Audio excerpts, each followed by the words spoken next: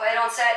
I'm your host, Marlo Lemon, and you're listening to Wild Voice, the self-help podcast that guides you through life, one spiritual tool at a time. Yeah, that's the spirit.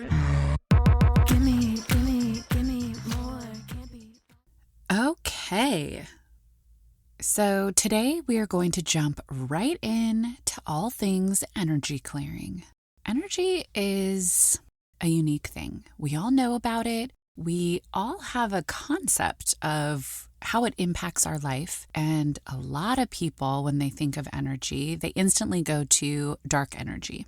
What I want to continue to share and get out there to all of you is that energy exists no matter what we believe in.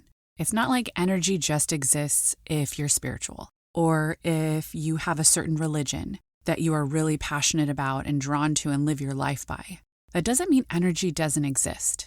You might just look at it a little different.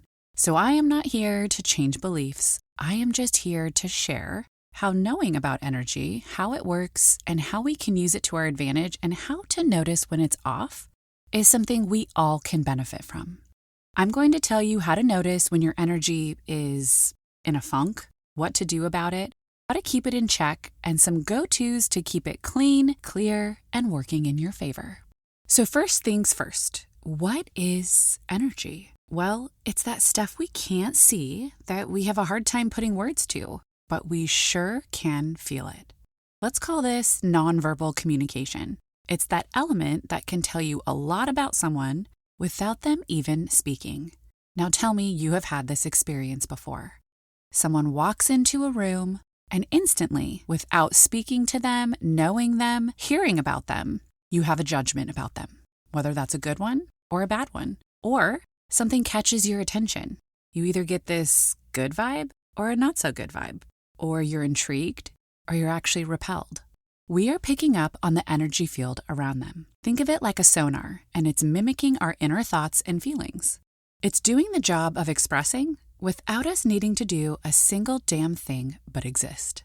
Another example. Let's use the example of walking into a room of new people. If I walk into that room and I am having a bad night already, let's say when I went to get ready, I was frustrated with my clothing options and nothing looked right. So by the time I got dressed and ready and out the door, I'm just agitated and I'm hard on myself and I'm picking apart all the things that I wish I would have done differently. Whether that was work out more, buy a different outfit, give myself more time so I wasn't rushed to get ready. So on my energy field, you can imagine the vibe, the words, the feeling. Think of it like a color. It's probably like this murky, dingy color. So I walk into a room. What is my energy field projecting? What is on that field that people can feel and see without me even doing or saying a thing? Well, this could turn out a couple of ways. One, I could find that the people I do interact with and engage with might be super critical of me. They might make a comment, if even being funny, or I get ignored. And no one really pays attention to me, not because of how I'm dressed or what outfit I wore or didn't wear, but because my energy has this repellent to it. Maybe they don't even notice me. Now let's do the flip side of that scenario. Let's say I'm in alignment, my evening goes well, and I get in the car, head to this event, and I'm feeling great. I walk in, and instantly people are drawn to me. People come up to me while I am waiting, let's say, to get a mocktail, and they start asking me questions. Or they go, "You look familiar. Do I know you from somewhere?" Or they go, "Oh my gosh, I love your rings." Or there's an energy and presence with the people I do engage with that makes the conversations easy and engaging. Now, there's probably something different on my field at this point. This is just a small example of energy, something we have all had experiences with, but sometimes we don't think it applies to us. So more about energy. Now, sometimes when things are going well, energy feels great, but sometimes it doesn't. And most of the time, we don't realize what we are putting out there until we start getting mirrored energy back to us that we do not like the feeling of. If you are new here, we call these reflections. Now, I have my fair share of opinions on reflections. If we have had sessions, you know. If we have done soul circles together or been a part of any of the live events, you know my thoughts on reflections. They completely have a place. And when we do this work and we hit the ground running, reflections are a huge part of that evolving process. And then with time and integration, we get the nuances of reflections. And we get to understand what's a reflection, what's an inner voice, what's something that's not ours, it's somebody else's. And with time, reflections become nuanced. But since this episode is not about reflections today, we're going to continue down the vein of energy. So most of the time, we don't know our energy has anything to do with a situation, especially when we're in the eye of the storm. It takes really leaning into this thought process and philosophy for us to be in the thick of an intense moment and go, I can shift this with my energy. I can manipulate it, kind of like molding Play-Doh. I can stretch it, I can pull it, I can mold it to be what I need in this moment that betters everybody involved. If I can get my energy in check in a given moment, whether it's an argument, an experience, an outing, a trip, a work event, then there isn't anybody that doesn't benefit from that situation. So when I use the word manipulating energy, that's what I mean. We're molding it, we're guiding it, we're getting it to be the most evolved version of us so we can navigate the moment because energy is powerful. So some ways to notice if your energy is in a funk. Because for majority of my life, first 3 decades, I didn't realize that some of these feelings just had to do with my energy. You feel off and can't put your finger on it. Ever had that happen? You hear other people's voices, opinions, criticisms louder than your own inner voice. This one is my least favorite. It can feel like it's eating us alive, like we can't get clear on our thoughts and our own inner knowings. And that makes me crazy. You could find yourself angry, agitated, frustrated, and like life is working against you. You could feel like other people have a leg up on you when it comes to life and how it works out. Like someone always knows something you don't, or they're always privy to information that you just seem to be unaware of. You have this nagging sense you're missing something. Repetitive looped thoughts that you can't seem to break the cycle of. How about you feel exhausted, like more than usual? I always know when my energy's in a funk, when I know I am extremely exhausted, because I can run on very little. Doesn't mean I should, but I know the difference when I am depleted and exhausted. I know something is up. And how about when your body starts to feel like it's falling apart and the imbalances are stockpiling? So now that you have some aha moments on when it might be happening, I want you to think about any of those that might resonate for you. Might have had a light bulb moment or a couple. Take a moment and just think about a few when you can say, the shit I can't explain. Most likely, it has to do with energy. So now here are some things that you can do about it. 1, what we're doing right now. Acknowledge it's happening. Your energy in this moment is not your own. I cannot tell you how often it happens that even those of us that know this concept, that understand energy and do this work 24/7, there are moments I don't connect the dots. I get there always, but it doesn't always mean it's my very first thought. That takes time. That takes integration. That takes practice. So now I understand it's my energy. Sometimes I'm very human. And when I say human, sometimes I know that the situation, how I'm going to respond, is not going to feel great, but I'm going to do it anyways because I have free will and I want to. Now, I have done that through my healing journey and my life journey more times than I can count. And sometimes we have to be clumsy. We have to trip and fall. We have to do it the more human way to get to the light at the end of the tunnel, to get that golden nugget, to get that little piece of information that we need to continue on the healing journey. So give yourself some grace in those moments and understand we all do it. Sometimes the most spiritual thing we can do is be human in any given moment. So now that we understand that our energy is funky and it could potentially be not our own, something that I really like to do, and I have found a lot of peace and comfort with it, is I like to visualize the thoughts, let's say the looping thoughts, the funkiness, the weird feeling, the emotion, and I like to see it pulled outside of my body, outside of my brain, wherever it is hanging out. It could be hanging out in your stomach, and I want you to see that push out in front of you. And now it's kind of like this cloud, like this clump of matter, and I want you to see it out in front of you. Now, what this does is not only does it create space within your body, you'll notice that it was taking up a lot more space than you realized. It also allows you to see it in front of you so you can actually work with it and manipulate that energy and do something with it, to actually see what you're working with. It's like someone standing behind you with a map and asking you to get where you need to go. You'd be like, yeah, can you get it in front of me? It's like something Nash does. He'll talk to me and he'll ask me questions and he'll want to show me stuff, but he'll be like right behind me. Like literally when I go to turn, he's like literally always right behind me. I'm like, get in front of me. I can't see you. I don't understand what's happening. And he giggles and laughs. And I think that's part intentional, but you get the idea. So get it out of your space and in front of you so you actually can do something with it. Visualizing that has been a game changer for me. Next, reestablish and visualize your connection to source. Insert for source whatever you believe in.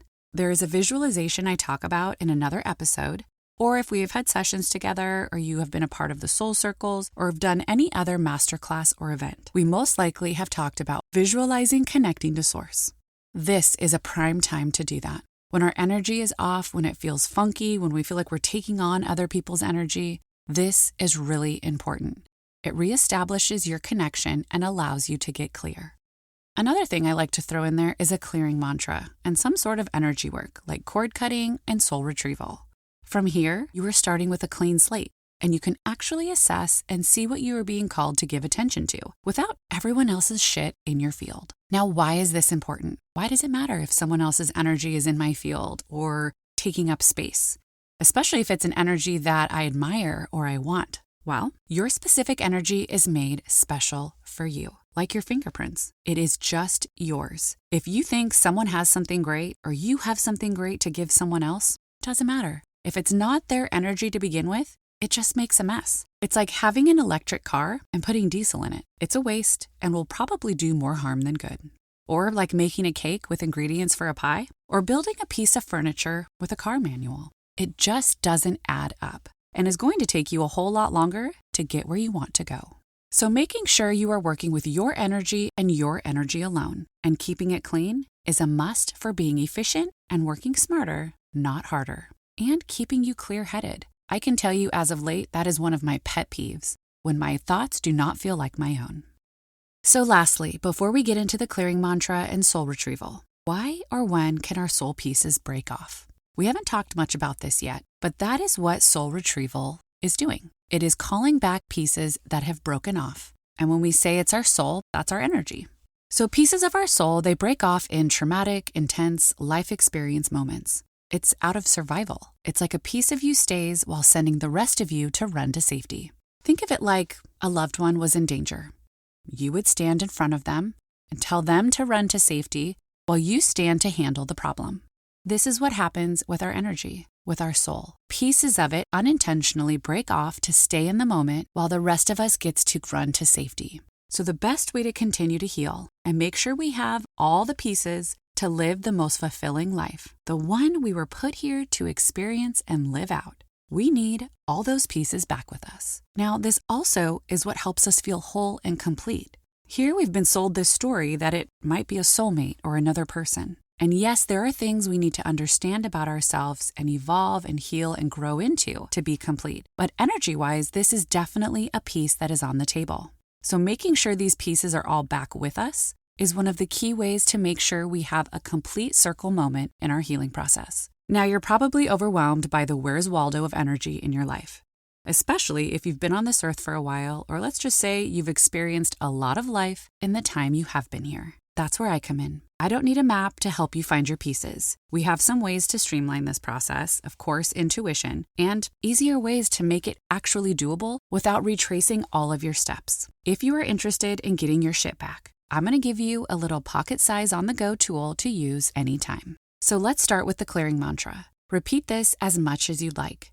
Any time of day or night. Say it to yourself, say it out loud, write it on a million sticky notes, and put it on your bathroom mirror. Make it your screensaver. Keep it in the Notes app of your phone and go to it as needed. Whatever you want. Get creative. Listen to it all the way through, then pause this and go back and either transcribe it or go to the show notes and copy and paste it. Here we go. I now cancel, collapse, and dissolve every contract, agreement, and energetic tie that was formed in confusion, fear, survival, or distortion. Anything that has had access to me without my full conscious consent is now revoked. Anything that is taken from me, fed on me, watched me, or interfered with my path loses access immediately. What is not mine is removed. What is taken is returned. Clean, whole, undistorted. My field is closed to manipulation. My life is closed to interference. Only what honors me, my soul path, and purpose remains.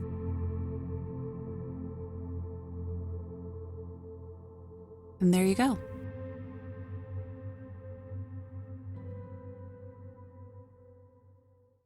Now our next one is the energy work of retrieving your soul pieces. I made this unique to me, but incorporate what makes this specific to you or an event, experience, moment. You get the idea. So soul retrieval callback.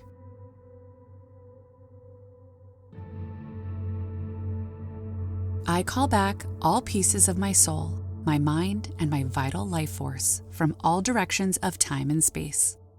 I call my energy back from this room, from this relationship, and from the trauma of 8 years ago.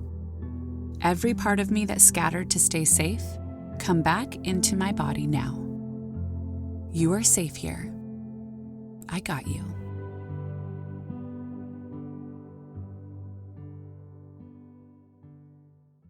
So these are 2 things that you can just keep on hand. They're definitely something that can help boost and create habits that maybe you're just getting in the practice of, or maybe you're being reminded of. I cannot tell you how many practices and how many integration tools I have added all over the years. And sometimes some fall and some don't. And some habits I pick back up and some drop. So here is an opportunity to bring awareness, consciousness, some high frequency clearing to any given moment that you might need it. So one more energy piece I want to leave you with. Energetic cord cutting and shielding. So living with any sort of abuse, trauma, grief, or siphoning energies, entities, or people is like an energetic parasite that can drain your life force and can even impact memory loss. I've done a lot of research on this when it comes to the neuroscience of grief, trauma, PTSD, and even emotional and physical abuse. I've really been fascinated to understand what our brain chemically does in different given moments, given our past, present, and what we expect for our future. Some ways to bring back that energetic sovereignty. Daily shielding and checking intuitively throughout the day if the shielding has dropped. Daily cord cutting. Intentional visualization prior to interactions, events, conversations, arguments. Soul retrieval of the parts that are hiding from the abuse, trauma, and grief, which we just did a little mini version of a second ago. Why cord cutting is important is think of it like this umbilical cord. Now it sounds kind of funky and weird, but hear me out for a minute. The more emotionally connected we are with people, whether it's like an instant moment of frustration, even someone we don't know, but we are emotionally elevated in a given moment. Consider that your cord connection. Now, without knowing it, we could be connected to all different kinds of people and never know that we need to clear that shit out. So imagine years and years and years of that. It's like gross, feels dirty, right? So cord cutting is something that is an energetic practice that is very impactful. It makes sure you are just not taking on someone else's energy. If you're corded in, that means it goes both ways. So if you are taking on their energy, that means they're siphoning yours as well. That cord goes both ways. So cutting those cords and making sure you are standing strong in your own energetic frame is really important. The shielding aspect is a lot that can be done with visualization. It's to make sure you keep your little bubble, your space, your energetic field protected. So it doesn't have like a virus attacking it, which you can kind of think of it since it's something out in the ethers that we can't actually see. It's kind of like on your computer, right? There can be viruses, there can be things. We do things to protect our space, to keep it safe. We should be no different. If we have energetic blocks, heaviness, parasites, or just plain not using our own energy in any given moment, and we don't take the time to understand it and alchemize it and do something about it, it can feel like it takes over and eats us alive. It can cause a disconnection from our soul essence and purpose, which can result in disassociation, gaslighting ourselves, numbness, second-guessing everything. Intuitive blocks, hate that. Panic, anxiety, depression. The further we get from our soul connection, the higher the percentage becomes that these things overtake our thought process. And I don't know about you, but anytime I haven't had access to my own thoughts, I've hated it. It's a terrible feeling. So let's do things to make sure we can limit that or that it doesn't happen. Really, what it's saying is that there is just simply the wrong software running in a given machine. Majority of these concerns and inconveniences are something a soul session can help shift quickly. But in the meantime, until we get to work together, these little pick-me-ups should bring a world of peace and ease to you in your day-to-day life. Use them. Find things on my YouTube channel that not only are more of these episodes, but are also healing audios. Use these to your advantage. They have been there for this purpose alone, for those moments that we feel like we're tackling something alone or we don't know where to go to next. Allow some of these tools and some of the things I share with you to be able to bring you back in balance, reground you, allow you to gather your own thoughts and hear them clearly and get everyone else's shit out of your space. When we are in the thick of it, it can be hard to see a way out or even know what we are looking for. That's where I come in. I'm here to help guide the process out of the eye of the storm. This life was not set up for us to have to do all the healing and work on our own. So give yourself a break where you can, and let those of us that are in a place to hold the energetic frame for you help with the heavy lifting. I wouldn't be here today if I didn't step to the side at moments and let that guidance in. Yeah, that's the spirit. Okay, just because this episode's over doesn't mean our time together has to be. Find me at marlolemon.com and on Instagram at marlo.lemon. Check the show notes for other ways for us to stay connected. And one more thing, if you found this episode helpful, don't keep it to yourself. Share it on social, review it, tell a friend. The more of us who become soul-aligned, the more beautiful, harmonious, and fulfilling this world becomes. We're in this wild ride of life together. Okay, that's all. I'm your host, Marlo Lemon, and you've been listening to Wild Voice. Okay, I think we got it.